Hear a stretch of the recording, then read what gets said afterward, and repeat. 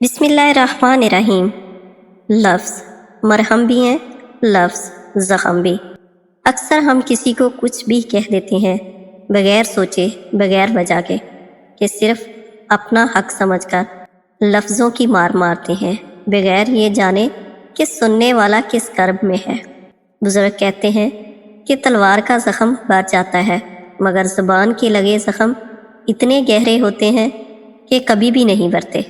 Doctor تیزی سے hospital میں داخل ہوا، کپڑے تبدیل کیے اور سیدھا آپریشن تھیٹر کی طرف بڑھا۔ اسے ایک بچے کے آپریشن کے لیے فوری اور ہنگامی طور پر بلایا گیا تھا۔ ہاسپٹل میں موجود بچے کا باپ ڈاکٹر کو آتا دیکھ کر چلایا، اتنی دیر لگا دی، انہیں پتہ نہیں میرا بیٹا کتنی سخت اذیت میں ہے، زندگی اور موت کی کشمکش میں ہے، اور تم لوگوں میں احساس ذمہ داری نہیں۔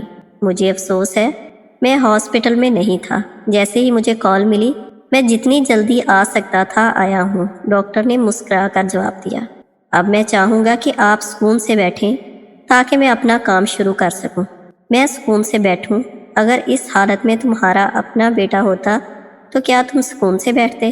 اگر تمہارا اپنا بیٹا ابھی مر رہا ہوتا تو تم کیا کرو گے؟ باپ غصے سے بولا۔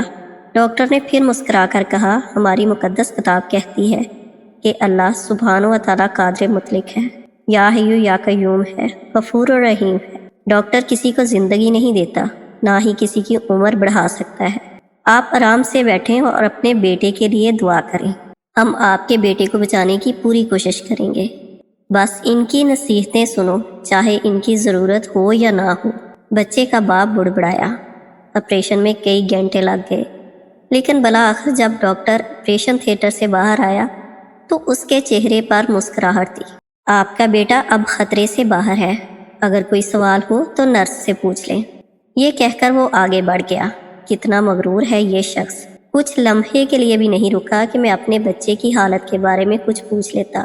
بچے کے باپ نے ڈاکٹر کے جانے کے بعد نرس سے کہا۔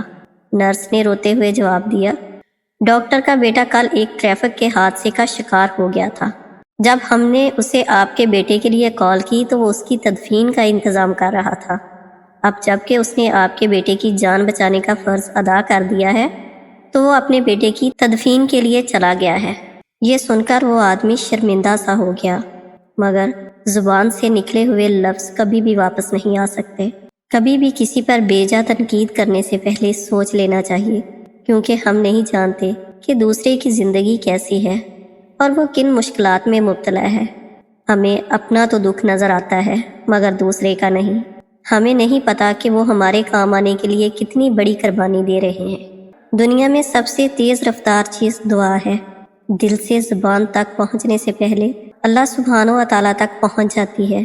اللہ تبارک و تعالیٰ ہم سب کو زمین و آسمان کی تمام آفات سے محفوظ رکھے اور روز محشر اپنے پیارے نبی حضرت محمد مصطفیٰ صلی اللہ علیہ وآلہ وسلم کی شفاعت نصیب فرمائے۔